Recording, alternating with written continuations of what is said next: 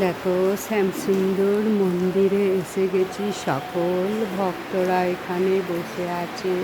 আমিও চলে এসেছি আমার মেয়ের জন্মদিনে পুজো পাঠ দিতে এবং পুজো পাঠ করতে। সকলে এসেছে, কিন্তু দূর থেকে আমি শ্যামসুন্দর ফটোটা ঠিক তুলতে পারছি না।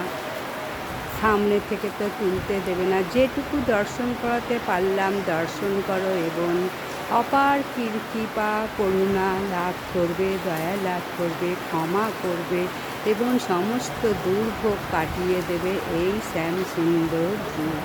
প্রত্যেকে একবার দর্শন করো এবং মনের ইচ্ছা, মনের বাসনা, মনের কামনা দর্শন করে জানাও। দেখো সমস্ত ইচ্ছা পূরণ করবে শ্যাম সুন্দর জিউ।